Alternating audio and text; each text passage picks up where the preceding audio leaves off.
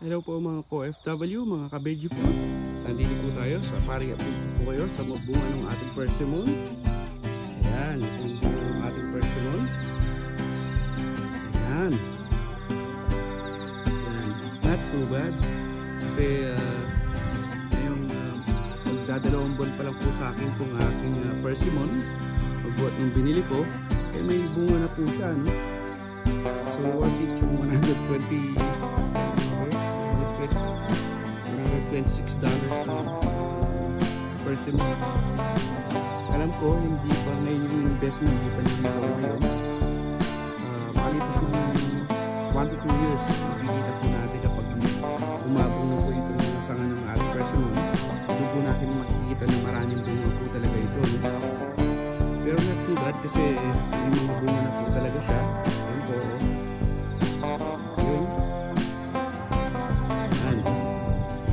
Yung mga hindi pa po nakakapanood ng mga naunang video po natin, check nyo po yung mga first video po ng ating update ng ating persimmon para makita nyo po kung gaano kaliit yung mga flowers po niya. Dito po sa baba yung mga flowers po nito, no? Tapos yung sa bandang dulo, ito po yung kanyang bunga. Yan, yung mga ka-veggie po, so mapapansin po ninyo, no? Natanggal po yung mga ibang bunga po niya. Hindi ko po alam dahil sa hangin po siguro, dahil sa lakas po ng hangin dito, no? Or baka tinuka po ng mga hayop na pupunta dito. May malalaki po kasi na hayop na pupunta dito, no? Yan. Yan po ba hindi natuwa? Laki po yung ating persimmon, no? Ibig ko ba sabihin may bunga na po siya kaagad, no? Yan.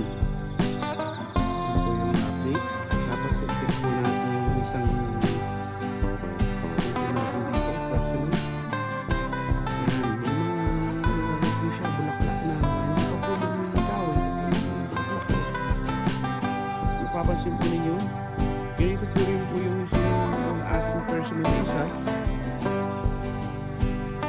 Yung mga bulaklak po yan, hindi pa po lumalabas. Ayan po, ganun po yung isang persimmon, yung bulaklak po siya, ganito po. Kaso wala po siyang dahon dati, no? Nauna po yung bulaklak. Tapos pagkalitaw ng bulaklak, tumubo na po rin po yung mga dahon. Same time ko pong binili po ito, tsaka yung isa. Unfortunately, yung isa po, nalanta po siya, no? Dahil talagang ko, nagkaroon ng punjay. Nagkaroon ng fungal infection yung ating halaman, no? Nawala po yung mga dahon po niya. Tapos, niripat ko po siya ulit from soil. Nilagay ko po siya sa pot ulit. Baka makapag-survive. Ipakita ko po mamaya. Ito naman po yung orange po natin, no? Ayan. May mapipitas yung ating mga magulang pagdating nila sa second week of November. Ngayong buwan na to, no? So ito yung ating kalamansi. Na ano po siya ng hangin, no? So ito po yung update ng kalamansi naman po natin. Yung mga bunga na rin po siya. Yan. Yan mga kalamansi po natin. Marami po siyang bunga, no? Yan po yung mga bunga po niya. Kung mapapansin po ninyo, naano po siya ng hangin, kaya mapapansin po ninyo pag suminag po yung araw, tatayo na po yung mga dahon po niya. So sobrang lakas po ng hangin, no? Naano po yung ating... Tapos may, hindi ko po alam kung kalamansi po ito or lime. Ang tagal na po nito kasi ang tagal po nung apple. Hanggang ngayon hindi pa po nalanta po kasi ito. Ito yung rootstock po siya. Yung kayang graft na kalamansi namatay po. Pero tumubo po yung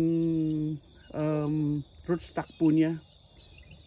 Hindi ko po alam kung kalamansi po yan or lime. Hindi pa po namumulaklak, no?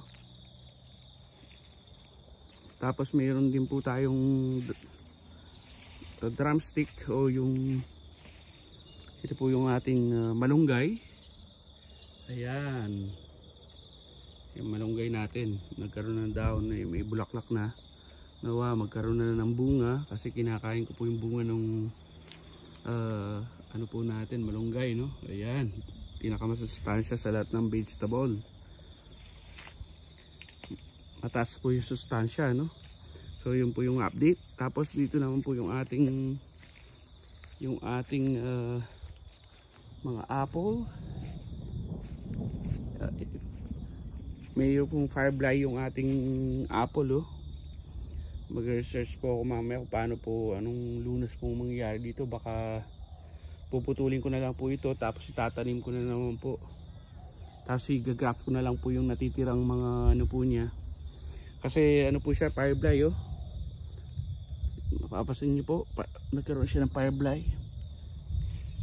Tapos ito naman, thank God may bulaklak na po yung ating mansanas na isa. Even though ginrap ko po siya ng gala apple, ito po pink lady naman po siya. Hindi ko po masyadong type yung lasa nung or pagiging crunchy nung pink lady. Mas gusto po kasi yung gala apple. Parang cotton po kapag kinain mo po siya, no? Even yung miss ko ayaw din yung pink lady. Pero ang good news po, may bulaklak na po siya.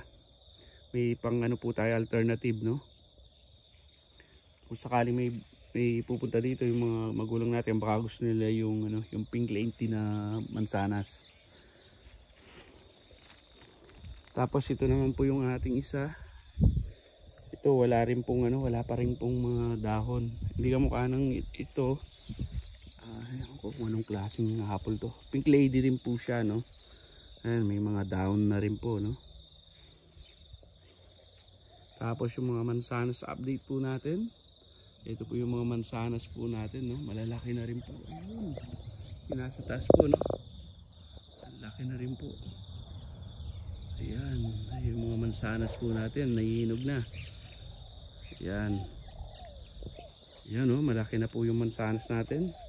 Tapos ito, nahihinog na rin. Pagdating ng magulang po natin, makaka-harvest po sila, no? Ayan. Mapapansin nyo, nahihinog na po, no? Yan po yung mansanas update po natin. Yan, lalaki na. Ayun yung mga quadruplets na quadruplets na mga mansanas dito. Ayun, quadruplets. Ayun, pakikita ko lang po yung quadruplets.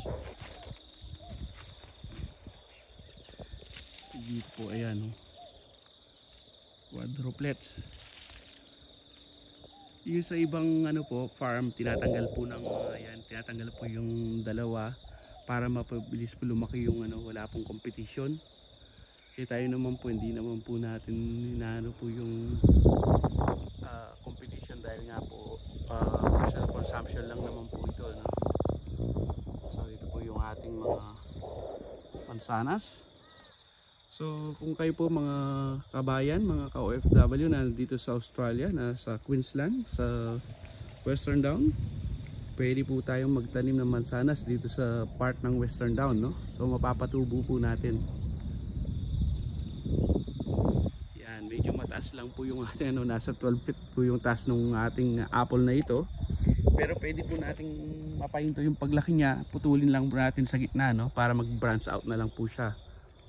Ayan. Sige po mga ka-OFW, yung po palang hindi pa nakapag-subscribe dyan, pakipindot na po yung subscription. At the same time, yung notification bell para lagi po kayong updated sa mga susunod na mga video po natin. Sige po, kita-kits, bye-bye.